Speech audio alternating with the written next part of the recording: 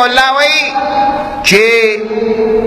15 کسان دي چې د حوض کوثر نه به الله شړي دا حوض کوثر ته نه پریږدي یو څوک دی وی المسرفون فی الجور والظلم یو هغه سړی دی چې هغه د حد نه تجاوز کوي په ظلمونو کې ستم کوي ظلم کوي پردی حقونه وی وینه توی کوي مسلمانانو ته تکلیف ورکوي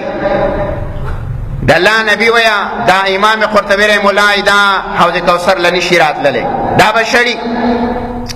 وتدمیس الحق او دا سړی د حق په ختمولو کې کوشش کوي اندام یو قسم ظلم دی یو حق مسئله ده یو حق کار دی او په هغه حق پرستی کې ملګرتیا نه کوي بلکې د هغې باوجود دا ختمې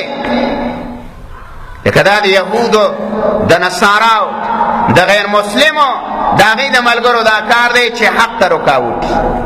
لاره نیسي چې دا حق پرستیا دا دینه دا اسلام دا د الله احکامات دا د محمد رسول الله صلی الله علیه وسلم طریقې دا مخ په وړاندې لاړې نشي عملی جامه څوک ورنکي دې ته رکاوټ امام قرطبی و تدمیس الحق او دا سره د حق په ختمولو کې کوشش کوي وقتل اهله او دا سره هغه خلک چې هغه د حق گویایی کوي او د حق پرچار کوي د هغې په قتل کې کوشش کوي چې دا کسان هغه خلک چې هغه حق پرست دي او هغه دعوت چلی او هغه د الله کتاب ته خلق رابلی هغه خلق وجنی د هغې په وجلو کې معاونت کوي امام قرطبی وی دا سړی به حوض کوثر له نه راځي دینه به وشړي الله به وشړي و اذلالهما او حق پرست خلق ذلیله کوي یعنی دا ذلیله کې د خلقو په نظر کې دا سپک کی لکه نن سبا زمانه کې میډیا ته ګوره واق پرست عالم دی یا یو دیندار سړی دی د هغه د الله خپه نه خطا کوي کو خپه خطا شوله نو بیا یې پې علم خبر کلی د هغه نه به یو کار دا سهون شوی یا به تې خطاان شوی قصدن به یو کار نه کړی او د هغه باوجود د هغه حق پرستو خلق د ذلیله کولو د بدنامولو دا غي د ښکته کولو دا کوشش کوي امام قرطبی رحمه الله وایي دا سړی م الله حوض کوثر ته نه پرېږدي دا به د حوض کوثر نه شړي او بیا وایي هغه خلک چې هغه علانیتاً په ښکاره باندې کبیره ګناهونه کوي کلم کله کبیره ګناهونه کوي او بیا وی گناه تا سپک نظر کوي یعنی گناه تا گناه نه وای ظلم وکي زیته وکیا هغې ته دا گناه نه وای ګانې بجانې واوریا دا ورته گناه نه وای ډمتوب وکیا مړه وای دا خو هلکه غونته کې څه ده گناه ده وای دې کې خو څه نشته امام قرطبي وای کم سړی دا کبایر گناهونه کوي او دا گناہونو تا پسپک بانی گوری یعنی گناہ تا گناہ نوی او گناہونا کئی دا سڑے بم اللہ دا حوض کوثر نا اوشڑی دا حوض کوثر تا نپرید نبارالا دا طول اقسام دا ظلم دی دی وجنا رسول اللہ صلی اللہ علیہ وسلم دا علماء پبارکی یو جملہ ویلے دا دا اللہ نبی دا آخر دور عالم تا اخبر وارث تا دا اللہ نبی چوئی رسول اللہ صلی اللہ علیہ وسلم فرمائی وَإِلَيَاتِيَنَّ عَلَى الْعُلَمَاءِ زَمَانٌ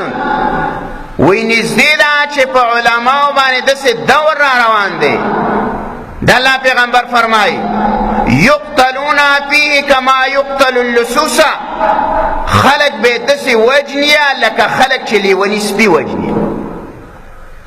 رسول اللہ صلی اللہ علیہ وسلم فرمائی فیا لیت العلماء یومئذ تهامقوا افسوس دے چی پا دغا مقام بانی دا علماء زان پا زور قمقل کی زان دے قمقل کی چی ذرا سنا خبر نہیں یعنی کہ ظلم مقابلت نشی کولے نو ته به ځان فتنې نه نه ورکې، امتحان له به ځان نه ورکې. دې نه منع راغلی، حدیثو کې د دې نه منع راغلی چې د یو چیزه برداشت ته نشي کولی، د یو ظالم مقابله ته نشي کولی، ته د هغه لاس نشي نیولی،